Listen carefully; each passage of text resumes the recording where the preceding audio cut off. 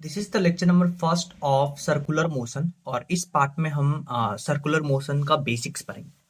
देखिए circular motion क्या होता है। अगर एक पार्टिकल जो है एक फिक्स्ड पॉइंट, ये देखिए fixed point centre of the circle होगा, एक फिक्स्ड पॉइंट के अबाउट मोशन कर रहा है, maintaining a separation, maintaining a constant separation, उसको बुलाते हैं हम सर्कुलर मोशन। यानी कि एक फिक्स्ड पॉइंट हम इसको मानते हैं, इसके अबाउट अगर कोई पार्टिकल इस कांस्टेंट सेपरेशन को मेंटेन करके मूव कर रहा है तो उसको बुलाते हैं सर्कुलर मोशन। देखिए सर्कुलर मोशन जो है it is the example of motion in plane. क्यों? क्योंकि सर्कुलर मोशन में जो पार्टिकल है वो दो ही कोऑर्डिनेट में मूव करता है, एक्स और वाई कोऑर्डिनेट में, इसलिए circular motion is example of motion in plane, क्योंकि दो ही कोऑर्डिनेट सिस्टम काम करता है। अब हम डिफाइन करते हैं, यहां जो है ये ऑब्जर्वर एट सेंटर है, हम डिफाइन करते हैं रेडियस वेक्टर। देखिए रेडियस वेक्टर क्या होता है। रेडियस वेक्टर आपके पास ये वो वेक्टर है जो बेसिकली ऑब्जर्वर से उस पॉइंट के बीच का जो वेक्टर है उसी को रेडियस वेक्टर बुलाते हैं। इसको पोजीशन वेक्टर भी आप बुला सकते हैं। अब देखिए हर समय बाद इस पार्टिकल का पोजीशन अलग अलग जगह पे होगा, तो रेडियस वेक्टर जो है वो अलग अलग होगा। यानी कि रेडियस वेक्टर का जो मैग्नीट्यूड है वो तो कांस्टेंट होगा, बट इसका जो डायरेक्शन है वो हमेशा, उसका मैग्नीट्यूड तो कांस्टेंट रहेगा पर उसका डायरेक्शन जो है वो हर समय चेंज होता रहेगा। तो ये आपको पता होना चाहिए। डन। तो हम क्या बुला सकते हैं कि बेसिकली जो रेडियस वेक्टर है it is a variable vector because its direction changes while magnitude remain constant. और सर्कुलर मोशन क्या होता है, particle moving around a fixed point और a moving point by maintaining a separation, constant separation. Circular motion is motion in a plane because only two coordinate of the particle changes with time. Radius vector क्या, vector directed from center of the circle towards the position of particle. It is also called as position vector. ये आपको पता होना चाहिए। Next हम बात करते हैं एंगुलर पोजीशन क्या होता है। एंगुलर पोजीशन उसको थीटा से बुलाते हैं। तो मान लेते हैं आपके पास ये जो ओ एक्स लाइन है इसको हम रेफरेंस लाइन बुलाते हैं। डन। इसको क्या बुलाते हैं, रेफरेंस लाइन।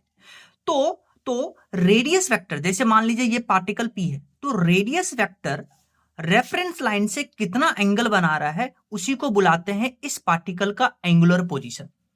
इस ओ एक्स लाइन से रेडियस वेक्टर कितना एंगल बना रहा है उसको बुलाते हैं एंगुलर पोजीशन। तो मान लेते हैं एक पार्टिकल जो था t1 टाइम पे एंगुलर पोजीशन था उसका θ1, फिर t2 टाइम पे उसका एंगुलर पोजीशन हो गया यहां से यहां तक पूरा θ2। डन। यहां से यहां तक पूरा θ2। तो पार्टिकल का जो एंगुलर डिस्प्लेसमेंट है उसको हम लिखेंगे θ2 माइनस θ1।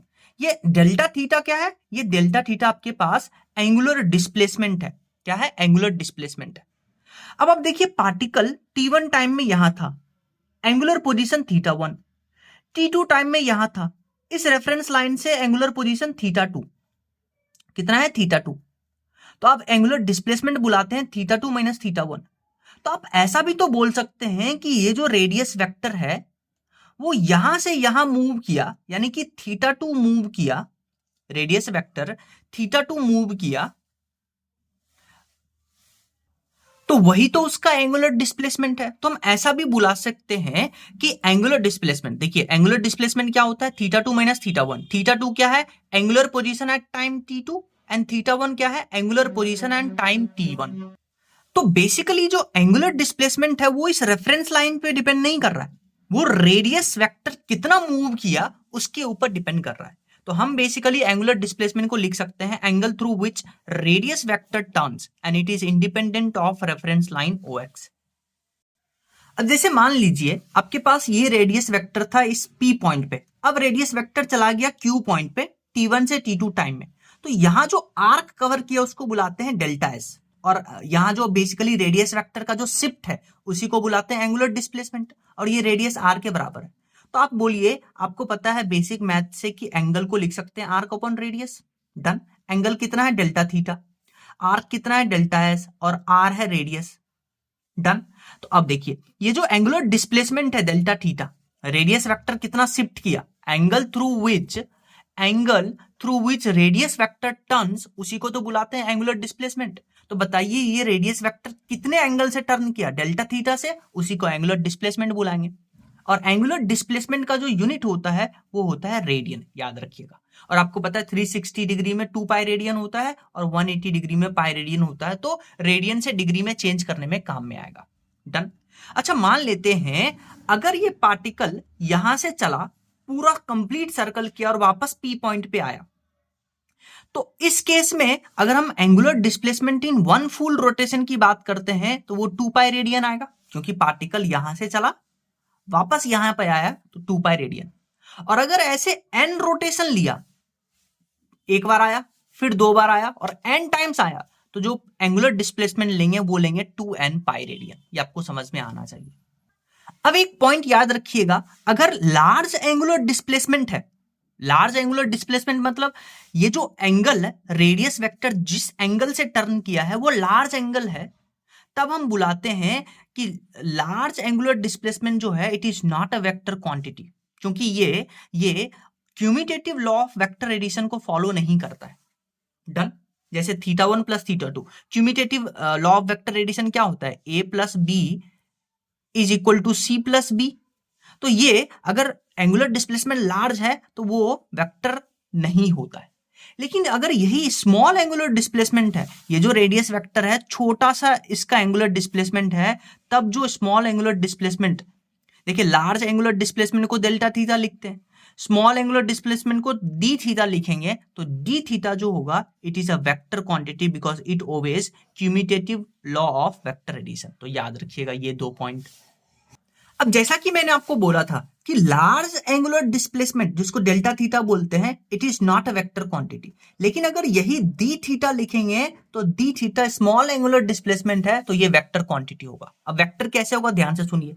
ये देखिए सर्कल है और सर्कल के सेंटर से ये जो लाइन है इसको बुलाते हैं एक्सिस ऑफ रोटेशन। ये जो परपेंडिकुलर लाइन है, जो सर्कल जिस प्लेन में है उस लाइन के परपेंडिकुलर जो ये लाइन है इसको बुलाते हैं एक्सिस ऑफ रोटेशन। तो इसी एक्सिस ऑफ रोटेशन के अक्रॉस, इसी एक्सिस ऑफ रोटेशन के तरफ जो एंगुलर डिस्प्लेसमेंट है, स्मॉल एंगुलर डिस्प्लेसमेंट है जिसको वेक्टर बुला रहे हैं, उसका डायरेक्शन होता है। डन। सिमिलरली ये देखिए एक्सिस ऑफ रोटेशन है तो इसके अक्रॉस होता है डी थीटा का डायरेक्शन। अच्छा, ये डायरेक्शन निकाल भी सकते हैं। इस डायरेक्शन को निकालने के लिए हम पाम रूल लगाते हैं। क्या करते हैं, जिस डायरेक्शन में आप सर्कुलर मोशन में घूम रहे हैं उसकी तरफ फिंगर कर्ल करिए, और जो थंब है, थंब का डायरेक्शन आपको स्मॉल एंगुलर डिस्प्लेसमेंट का डायरेक्शन देगा। सिमिलरली इसमें देखिए ऐसे मूव कर रहे हैं तो थंब जो है नीचे आएगा, तो इसलिए एंगुलर डिस्प्लेसमेंट का डायरेक्शन नीचे होता है। अब जैसे मैंने आपको बोला था कि एंगुलर डिस्प्लेसमेंट बेसिकली वो रेफरेंस लाइन पे डिपेंड नहीं करता है, लेकिन एंगुलर डिस्प्लेसमेंट जो है वो रेफरेंस पॉइंट के पोजीशन पे डिपेंड करता है। कैसे, ध्यान से सुनिए। मान लेते हैं यहां से आपके पास एक रेफरेंस लाइन है बीपी, ये पार्टिकल यहां पे पी पे है, फिर यहां से गया पार्टिकल क्यू पे, तो एंगुलर डिस्टेंस जो ट्रैवल किया, एंगुलर पोजीशन जो है उसका वो मान लेते हैं बीटा है।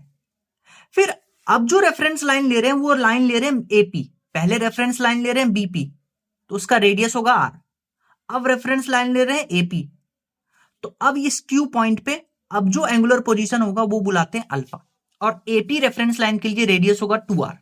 तो अगर आप यहां पे लगाते हैं ये formula angle equal to R upon radius इस बीपी रेफरेंस के लाइन पे, तो आर कितना होगा डेल्टा एस और रेडियस है आर और एंगल कितना है बीटा। सिमिलरली एपी लाइन के लिए ये फॉर्मूला लगाते हैं तो अब एंगल है अल्फा, आर्क लेंथ है डेल्टा एस और रेडियस है 2r, और जब आप इसका डिवीजन करिएगा अल्फा अपॉन बीटा तो ये आ जाएगा हाफ, यानी कि alpha equal to beta upon 2।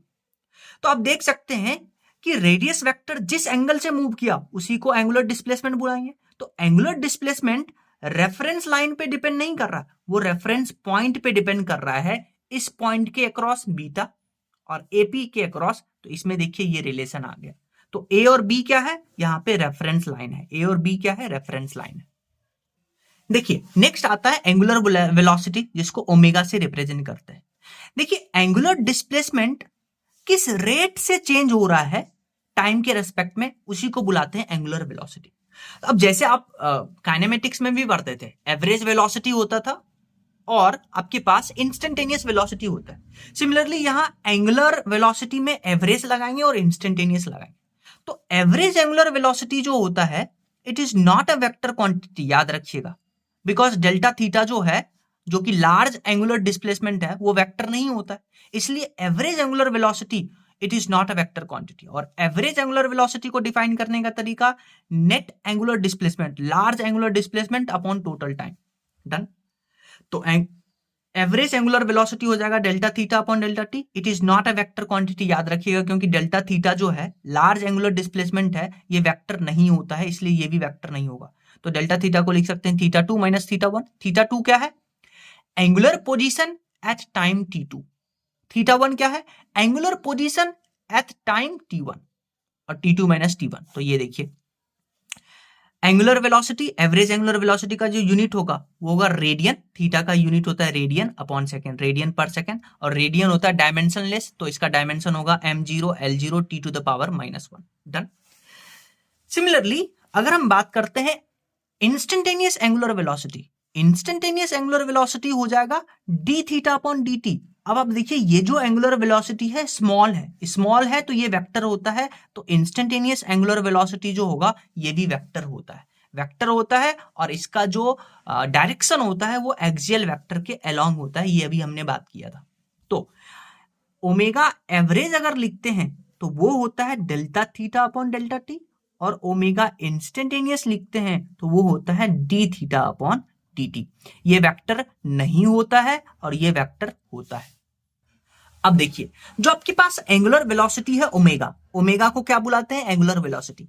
अगर आपके पास एंगुलर वेलोसिटी कांस्टेंट है तो इसको बुलाते हैं यूनिफॉर्म सर्कुलर मोशन, और अगर एंगुलर वेलोसिटी कांस्टेंट होगा तो एंगुलर वेलोसिटी कांस्टेंट होने का मतलब कि एवरेज एंगुलर वेलोसिटी और इंस्टेंटेनियस एंगुलर वेलोसिटी जो है वो इक्वल होगा, इक्वल होगा। और ओमेगा को क्या लिखते हैं? वेलोसिटी क्या होता है? Distance upon time, distance upon time, और सर्कल में डिस्टेंस को लेंगे एंगुलर डिस्टेंस अपॉन टाइम। तो थीटा को लिख सकते हैं एंगुलर पोजीशन, थीटा को क्या बुलाते हैं? एंगुलर पोजीशन, एंगुलर पोजीशन हो गया angular velocity into time. Done.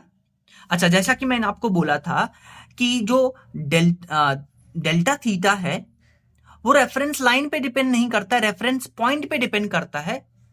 तो ओमेगा को क्या लिखते हैं? Delta theta upon delta T. तो अगर ये रेफरेंस पॉइंट पे डिपेंड कर रहा है तो ओमेगा भी रेफरेंस पॉइंट पे डिपेंड कर रहा है। तो आइए इसी को प्रूव करते हैं। तो omega depends on position of observer. मान लेते हैं आपके पास ये पी पॉइंट है और ये रेफरेंस लेवल ले रहे हैं बीपी, और यहां से पार्टिकल गया क्यू पर, तो बीपी से जो एंगुलर पोजीशन है उसको बुलाते हैं बीटा, और ये कवर किया angular displacement delta theta. Similarly अब आप बात करते हैं एपी से, एपी से, तो एपी से गया ए क्यू, तो यहां जो एंगुलर पोजीशन है वो है अल्फा, और एंगुलर डिस्प्लेसमेंट जो है वो है डेल्टा थीटा। तो अब आपको पता है कि ओमेगा क्या होता है? Theta upon T. ओमेगा क्या होता है? Theta upon T. तो अब देखिए एक ए पॉइंट के रेस्पेक्ट में अगर हम ओमेगा लिखते हैं तो वो हो जाएगा थीटा अपॉन टी, थीटा कितना है? Alpha, alpha upon T. और बी पॉइंट के रेस्पेक्ट में लिखते हैं तो वो हो जाएगा बीटा अपॉन टी। आप दोनों का डिवीजन करिए तो वो आ जाएगा अल्फा अपॉन बीटा, और अभी आप लिख के आए थे कि अल्फा होता है बीटा बाई 2 जब आप एंगुलर डिस्प्लेसमेंट की बात कर रहे थे कि वो रेफरेंस पॉइंट पे डिपेंड करता है, तो ये आ जाएगा बीटा अपॉन 2। तो देखिए omega A upon omega B का रेशियो आ गया 1/2, या omega A equal to omega B by 2। तो ये भी आपको पता होना चाहिए। नेक्स्ट हमारे पास एक पॉइंट है फ्रीक्वेंसी। फ्रीक्वेंसी क्या होता है? Number of revolution per second, उसको फ्रीक्वेंसी बुलाते हैं। तो फ्रीक्वेंसी और ओमेगा, ओमेगा क्या है? एंगुलर वेलोसिटी, एंगुलर वेलोसिटी, उसमें यूनिट्स में दिक्कत आता है, उसी को पहचानते हैं। तो फ्रीक्वेंसी का जो यूनिट होता है वो होता है रिवोल्यूशन पर सेकेंड, साइकिल पर सेकेंड, या रिवोल्यूशन पर मिनट, या सेकेंड इनवर्स, या ऐसा यूनिट की बात करें तो वो होता है हर्ट्ज। तो ये जितने भी यूनिट है ये फ्रीक्वेंसी का यूनिट होता है। और जैसे आपको पता है 1 रिवोल्यूशन पर सेकेंड वो होता है 60 times revolution per minute. Done. तो अब आप देखिए अगर मान लेते हैं आपको बोला 1200 आरपीएम को आरपीएस, आरपीएस को ही हम हर्ट्ज बुलाते हैं, उसमें कन्वर्ट करो, तो आप क्या करिएगा 1200 आरपीएम को 60 से डिवाइड कर दीजिएगा, तो ये आपके पास आरपीएस आ जाएगा, यानी 20 आरपीएस या हर्ट्ज। और फिर टाइम पीरियड आपको पता है कि एक रिवोल्यूशन कंप्लीट करने में सर्कल का जो लगा टाइम है उसको टाइम पीरियड कहते हैं। वो होता है omega equal to 2 pi upon T, angular velocity. क्योंकि आपको पता है ओमेगा होता है थीटा अपॉन टी, तो एक कंप्लीट रिवोल्यूशन अगर करेगा तो एंगल कितना कवर किया, 2 पाई, और उसमें जो लगा टाइम उसको कैपिटल टी बुलाते हैं, तो एंगुलर वेलोसिटी हो गया 2 पाई अपॉन टी, और 1 अपॉन टाइम पीरियड को फ्रीक्वेंसी बुलाते हैं, तो ओमेगा हो गया 2 पाई एफ। तो अगर क्वेश्चन में आपको लिखे कि एक पार्टिकल जो है 60 आरपीएस कर रहा है, 60 रिवोल्यूशन पर सेकेंड, तो उसका आप ओमेगा तुरंत कैलकुलेट कर सकते हैं, क्योंकि फ्रीक्वेंसी आपको दिया है 60, तो 2 पाई इंटू 60, तो आपके पास ओमेगा आ जाएगा। डन। अच्छा ध्यान से सुनिए, अगर एक पार्टिकल जो होता है सर्कुलर मोशन में घूम रहा होता है, तो उसका जो वेलोसिटी होता है वो टेंजेंशियल होता है। डन। और एंगुलर वेलोसिटी का जो पोजीशन होता है अलोंग द, ये होता है, ये आप क्या बुलाते हैं इसको, हाँ, एक्सिस ऑफ रोटेशन। तो हम देखने जा रहे हैं एंगुलर वेलोसिटी और लीनियर वेलोसिटी में रिलेशन, तो relation between angular velocity and linear velocity. Done. अब देखिए, आपको पता है जो एंगल होता है वो आर्क अपॉन रेडियस होता है, आर्क लेंथ अपॉन रेडियस। तो देखिए आर्क लेंथ हो गया radius into angle, angular position. अब आप क्या करिए, डेल्टा टी से डिवाइड करिए दोनों तरफ। तो देखिए delta S upon delta T, यानी कि rate of change of position upon time, उसको वेलोसिटी बुलाते हैं, लीनियर वेलोसिटी, आर वैसे ही। और एंगुलर पोजीशन का change with respect to time, उसको एंगुलर वेलोसिटी बुलाते हैं। ओमेगा आप क्या लिखते थे, delta theta upon delta T. तो देखिए v equal to R omega आ गया। अगर इसको हम वेक्टर फॉर्म में लिखे, तो वेक्टर फॉर्म में लिखने के लिए मान लेते हैं एक सर्कुलर मोशन है, ये वेलोसिटी टेंजेंशियल है, ये रेडियस को हमने एक्सटेंड कर लिया है क्योंकि वेक्टर को हम डिस्प्लेस कर सकते हैं, और omega direction along the axis of rotation.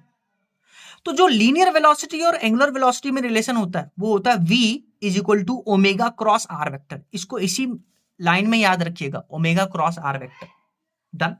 कैसे ओमेगा क्रॉस आर वेक्टर, क्योंकि आपको पता है क्रॉस प्रोडक्ट कैसे निकालते हैं, थंब रूल से। ओमेगा से आर की तरफ फिंगर को कर्ल करिए, जो थंब देगा वो वेलोसिटी आ गया, तो इसलिए velocity is omega cross R vector. अब यहां क्रॉस प्रोडक्ट है, तो अगर हम क्रॉस प्रोडक्ट है और तीनों देखिए आपस में परपेंडिकुलर है, तो अगर तीनों आपस में परपेंडिकुलर है तो v डॉट ओमेगा करेंगे वो भी 0 आएगा, क्योंकि cos 90 जो होता है वो आपके पास 0 आता है। तो v डॉट ओमेगा करेंगे 0, ओमेगा डॉट आर करेंगे 0, आर डॉट वी करेंगे 0, तो ये आपको पता होना चाहिए।